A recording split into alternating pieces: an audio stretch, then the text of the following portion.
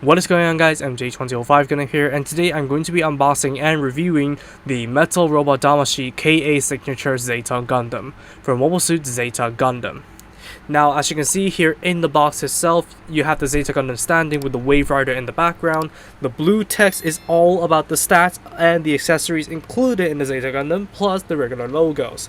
Moving on to the lids, you will see the same exact standing pose as on the box art, and onto the length sides of the box, you will see the Waverider mode.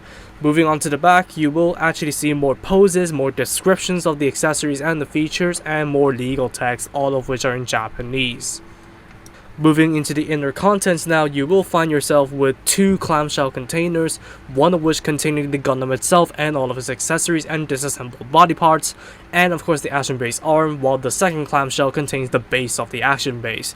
Underneath all of that mess, you will find yourself with a pamphlet prompting you to take one of Damashii Nation's questionnaires and the instruction manual itself, which is nothing flashy, all in black and white, containing first of all the parts count in Japanese, so grab Google Translate for that one, and the assembly instructions for the disassembled body parts, the features of the accessories, which admittedly is a lot, and of course the absolutely convoluted transformation into the Waverider mode.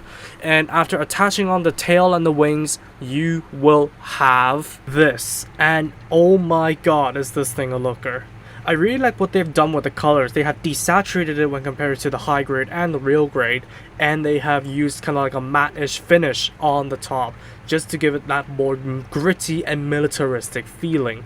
The panel lighting options when compared to the model kits are scarce, with the only ones going for the head and the sides of the legs over here, but the overwhelming amount of decals more than makes up for the missing panel lighting detail, and it's a perfect balance between just lining and decals. All of the little yellow details that are painted in do look fantastic and add to the design quite a bit, and the thrusters that are painted in the metallic silver and the red insides are off note, so really good job on their part. And with the scale of this guy being closer to a 1:144 scale than a 1:100 scale, this is definitely a real competitor to the real grade. Now, the one major question on everybody's minds is this thing structurally sound? And I have to say yes, but too much. I'm going to explain that in the articulation section later on, but overall, for 1,200 Hong Kong dollars, this, for the looks, definitely looks premium, especially with some parts having the die-cast frame peek out of there to give it that more metallic sheen. The articulation section is where things start to get pretty interesting. Now, the head over here is on a ball joint and a slight bit of a neck joint, so funky chicken is not necessarily possible. It can rotate not all the way because the back of the head and the chin is gonna get caught on the collar, and because this is a metal robot Damashii, you don't really want to risk scratching the paint. So the head is pretty limited in terms of articulation. The arms themselves, they can't really do much in terms of moving at the base joint. All they can do is have the shoulder flap over here move, which also tugs the top panel out, and allowing for the arm to just move out perpendicular to the body if you rotate the arm. The arm can also rotate along the joint over here until it hits the backpack joint, so pretty limited there. Rotation above the elbow, and a double joint at the elbow, which is pretty nice. Unfortunately, the forearms cannot rotate, and the wrists are on ball joints that go into the hands, just like the robot Damashii's. The waist itself doesn't have anything at all, just to facilitate the transformation, and the front skirts over here, they can move up, and this entire assembly can move up because of the track for the transformation. The side skirts are attached to the hips, and they can move on a double ball joint, and they can rotate if you wanted to in mobile suit mode. And the back skirts over here are a little bit troublesome to manage because the entire assembly can shift up, and the back skirts themselves, they can shift in and out. They can't really shift up in the default position just because they clash into the frame, but it's not really that big of a deal. Now the legs over here are the most complex in terms of the transformation. I'm going to cover that later, but just in case you don't trigger any of the transformation joints, you can go forwards basically 90 degrees, backwards 90 degrees if you force the back skirt away, and out to the side not that far because of the hip skirts and the fact that it uses ball jointed legs, which can give it a little bit of wiggle thanks to the ball joint, but it does also have its own thigh swivel, which is pretty nice. Now the leg bend is where things get troublesome, just because arbitrarily the left leg doesn't want to move the second joint over here. Let me move the right leg and show you what happens. And this is one of the problems. If things get caught, things will start to fly off. And this is what it's supposed to look like. But the top joint of the left leg is just being obnoxious. I have to grab pliers in order to bend that freaking joint. So I'm gonna rule this as an isolated case because just the one leg is extremely tight. The knee arm over here can move. The thrusters over here can move for the transformation. The ankle flap over here can move. Same thing does go for the back flap. And the feet can go forwards and back, side to side, not that much, rotation, not that much, and the heel can flip in and the toe can point down, mainly for the transformation. Or if you want to give it more like a streamlined look like the H3 Orbital, then knock yourself out. The backpack over here can move on a multitude of different joints, so yeah, you can get some pretty crazy movement out of these even in the mobile suit mode. And of course, most significantly, they can rotate at the base. There is a tab on the top over here that is extremely tiny for you to flip out the wings, and they can extend out like so, just to extend them even further. But I think this looks pretty weird in mobile suit mode, so I'm not going to do that. And finally, the tail stabilizer is on a double hinge, and it's on a circular pace, so you can rotate it minutely from side to side. So overall, the articulation on the Zeta Gundam is pretty decent, I may say so myself. The legs could have used a little bit more, but what could I ask for? It's a transformable frame, but I could have asked for the joints to be much looser. Not too loose as to retrace these RG Zeta Gundam steps, but looser to the point where I can actually use them. In terms of accessories, let's take a look at what's on the body first. First of all, you do have the grenade launchers on the arms, and there's a little gap in the armor over here that you can flip out, and the missiles come down along with the lid. And if you want to extend its magazine, you do get two sets of these blocks, but in fact they are ammo cartridges for the grenade launcher, so you can just plug them onto the hard points on the arms and extend the clip. Next in the menu, we do have the beam sabers / beam guns mounted in the side skirts. You can easily just pluck them out. They're pegged onto the side skirts very securely. Now this figure does come with two sets of beams. First of all, you do have a pair of these regular looking thin beams that you can stick into the handle, just like so. And you do also get one hyper beam with a very vigorous effect that just sticks onto here very securely. Now in terms of holding them, you do get a pair of thumbs up holding hands, so you can stick it into whichever one you want, although you can't dual wield this hyper beam saber, unfortunately, and you just swap out the hands and finish the job. Even with the hyper beam, the wrist is capable of holding it up, which is very nice. Moving on to the other handheld accessories now. First of all, we do have the beam rifle over here. Now this beam rifle is very well detailed. You do also have the yellow details that are also painted in. The barrel can of course extend, and you do have the handle that can be stowed away like that, and you do have an adapter that you can flip out just like so to store it onto the arm in case it's not in use.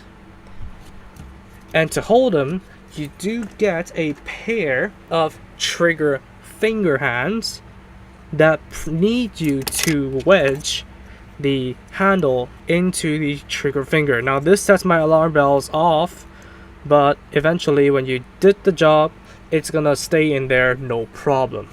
So swap out the hands and you'll be grand. And then you do have the Zeta shield over here. Now I really do love this gigantic logo over here, and of course the other decals that are placed on the shield on top of the very minute yellow details that they painted in, which is very nice. Now this joint over here can move for the transformation, so it's not significant now, and you can of course extend and retract the shield by disassembling it and plugging the peg that is inside of the shield into the different holes. So to retract it, you just place it on the lower hole, and here you go. Simply plug the shield onto the hard point of the arm and you're grand. Unfortunately though, this set doesn't come with the missiles that are supposed to be mounted onto the shield. Finally, you have the Hyper Mega Launcher over here, and I really do like all the decals that they've used. The toned down blue looks absolutely amazing as well, and of course the barrel can extend and retract just like it should. Now, don't mind these mechanics later, I'm going to explain later on, but basically you do also have the hatches over here that you can flip out to reveal handles. On top of that, you can flip out the bottom hatch to reveal a handle that is relatively hard to flip out, and what I recommend you to do is to pinch on the joints of the hatch, and you can see a track there so you can adjust the position of the main handle, which is pretty nice. What that is for segues into what the hell these things are. Now first of all, you do have this extremely articulated arm in the body of the rifle. You do have a double hinge here at the base, you do have a rotation and a double hinge here, and you do have a hinge here and swivel here. Now what this is for use with this adapter over here. So you basically plug the thing onto the adapter, and you want to take the back skirt and use a clip from the back skirt. Now what you want to do is to clip this circular peg into the clips of the back skirt, just like so, if I can get it right. And here you have it. It is securely locked onto the back skirt. So you can freely adjust the position of the Hyper Mega Launcher with the arm, just like so.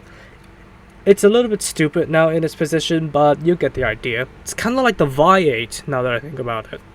Now there is also a second arm that you can extend from the back of the Hyper Mega Launcher. So you just lift up this panel and unfold the arm, and you use the same adapter again and plug it in the same way like you did before.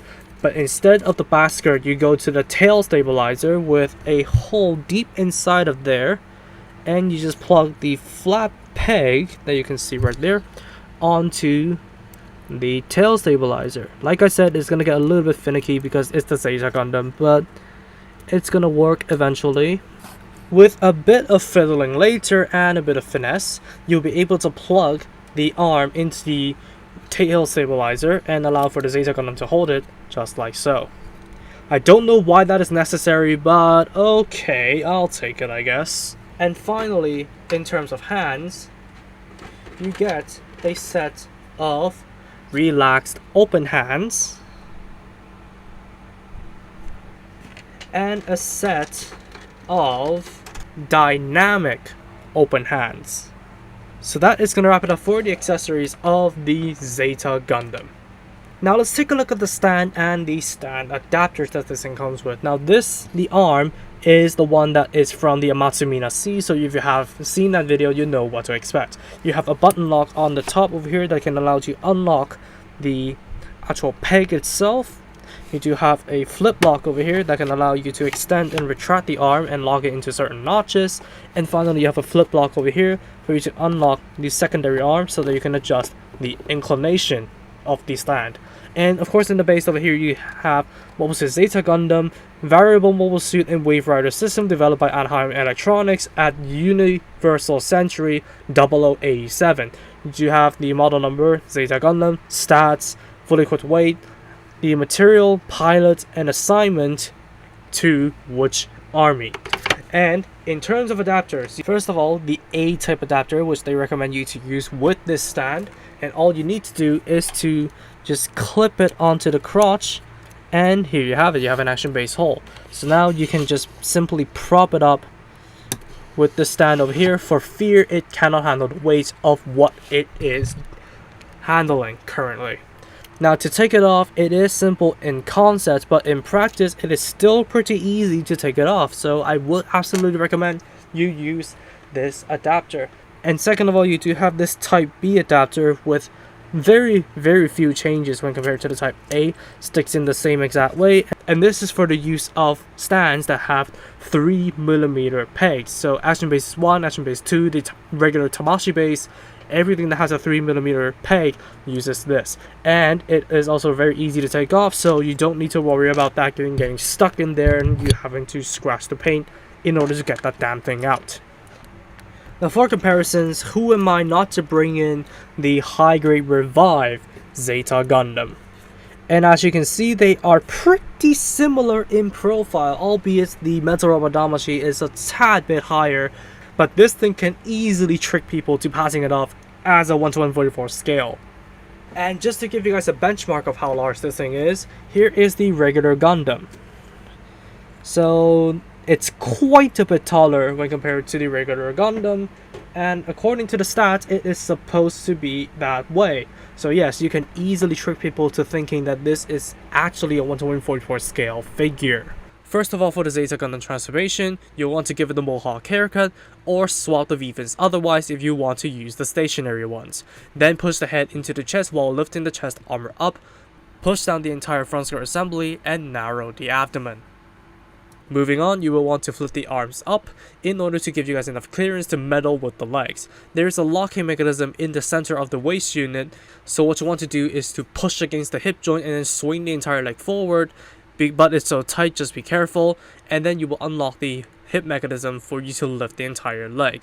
And then it's just a series of contortions and rotations on the hip joint until you get the leg to the upwards position. Now, it is pretty troublesome because the joints are very tight, and because of the amount of force that is needed, the front skirts can get in the way. They get dislodged pretty often, and the front skirt centerpiece does get dislodged quite a bit, but personally I would voluntarily take it off just to get a clearer view of what the hell I'm doing. The leg joints are so over-engineered and so tight that it does actually ruin the fun of the transformation that is otherwise pretty smooth. After you got that done, flip the front skirts inwards and then collapse the arms into the chest cavity. Moving on, you will want to deal with the legs by shifting the thruster armor piece and then breaking it completely by bending it backwards. And that's not all you have to do, because you have to bend it even further, so the knee joint has to go in on itself, and you'll have to completely collapse the leg onto the thigh. So it's a pretty hard process to go through, especially when the joints are that tight, but you'll get the job done anyways. Collapse the heel against the feet and then point the toes straight afterwards. And then what you want to do is to shift the thruster armor back to reveal the actual thruster itself. After you flip the tiny piece of armor under the supposed knee armor up, you'll want to turn your attention to the wings, flip them at 180 degrees, and you bring out the winglets to leave a cavity inside of the wings. The cavity should be the exact shape of the actual shoulders and arms that are collapsing to the chest cavity, so they should go flush together if you have done things right. It's a little bit finicky to get this to work just because it needs extreme lineup and precision in order for everything to fit into everything. And while you're doing this, you may not realize, but you are probably gonna push the little winglets back into the big wings from time to time. So that's gonna hinder your progress a lot, but eventually you're gonna be able to fit the shoulders inside of the wing cavities to lock everything into place without any locks. And then once you have that done, rotate the side skirts towards the front for the beam guns, extend the tail stabilizer, and bring in the shield. Now this is the other part that I don't like about the transformation, because it does get in the way of the transformable V-fin. Plus how limited the head articulation is, you can't really get it out of the way. So the only thing that you could do is to bring in the static V-fin in the hopes of it stays in one piece while the shield is on there. You basically just plug the shield into the peg that's flipped out from the abdomen and into the cockpit, and you are going to be done. Now after what is a most certainly grueling but relatively smooth going transformation, we have the Zeta Gundam in its Waverider mode. Now, as you may have been able to tell from the clip that I just showed, the most incooperative part is the legs because of the over-engineering, locking mechanisms, and the lack of points that you can grip in order to get the tight joints to move. But that's the only part that is grueling about this transformation. Everything else is relatively alright. Everything stays on, first of all, apart from what you need to take off in order to make clearance for the legs to actually move, but otherwise the transformation actually works in the figure's favor, and it's actually much better when compared to the real grade 1/144 scale Zeta Gundam, especially when considering the fact that this thing's size can easily trick people to thinking that this is a 1/144 scale figure. But anyways, in terms of the features that you can do in Waverider mode, of course you can prop it up with the stand as I just showed in that clip, and you could take the shrunken beam rifle with the barrel retracted, and I forgot that this thing does have a removable e-pack, but for no reason whatsoever you can store that. You flip out the adapter that's used for storage and you plug it onto the tail stabilizer just like so. Now it is actually weaponized. Of course you can open up the beam saber hatches over here to act as guns as well, which it did use in the anime. And you can, first of all, take it off of the stand and flip this thing around, take off the black pieces that are on the wings over here, and finally bring in the landing gear for the Waverider mode. Now, be sure to know which direction you're putting these in, just because they are direction specific. Now, you can plug it into the rear holes or the front holes, but I choose to plug it onto the rear holes just because why not. And then finally bring in this front piece and plug it into the shield like so, and here you have the Zeta Gundam on the ground. But alternatively, if you want to do so, you can bring in the Hyper Mega Launcher, flip this piece up, and there's a tab deep inside of the rifle that may require mechanical help in order to flip it out. There we go. And remove the existing gear. Put the panels back on if you want to. I don't want to bother because my camera's dying. And just plug this tab into the shield while this piece just wraps around the crotch, supposedly. A bit of fiddling later, I got it to work. And if you want to have it land, you also have landing gear tailor-made for the Hyper Mega Launcher. So you want to take these longer bits and plug it onto the holes over here, and if you don't want this to be here, you can shift it towards any of these three holes and plug the landing gear there. So I'm just gonna plug them onto the second slot so that I can have everything in one place. And then finally remove this panel on the front and plug this final piece of landing gear onto the front like so. The Zeta Gundam can land with the Hyper Mega Launcher mounted onto the bottom. Unfortunately, this means you can't use the stand anymore because there isn't a stand to wrap around the actual Hyper Mega Launcher. But I guess you can use one of the other adapters if you so fancy. So that about wraps it up for my review on the Metal Robot Damashii KA Signature Zeta Gundam, and I'm gonna split my verdict into 4 points. First of all, I do like the more realistic colors and details. I do like the dimmer color scheme that makes this thing look more militaristic, and the matte that they chose instead of anything else to make this thing look more gritty. And the details, they are really well balanced between decals and palette lining options, so that is a very good balance there and adds to the overall look. Second of all is the smooth but not smooth transformation. While it is a million times better when compared to the real grade Zeta Gundam, there is still the incessant need of you to line everything up perfectly in order for them to go where they're supposed to go, and the transformable V-fin is completely unusable due to the shield getting in the way of the V-fin and thusly disassembling it, and on top of the limited heart articulation, nothing helps that thing stay on. And of course, the other point that I want to address segues into the third point that I like to address, the overly tight joints. Now, I'm not going to complain about the over-engineering of the legs, just because, well, I guess you need to go a little bit farther to justify the 1,200 Hong Kong dollar price tag. But still, the joints are overly tight in my case. And it makes the transformation a million times harder because I had to force my way into there, and I unintentionally scratched some of the paint off just because I want to get that joint to freaking move. Finesse won't actually get it to move at all. But at the end of the day, is this worth it? Personally, no. Even though I'm going to give this thing a 7 out of 10 because it gets the job done, I still don't see myself buying something this expensive for merely display, and I won't have the balls to play with this thing.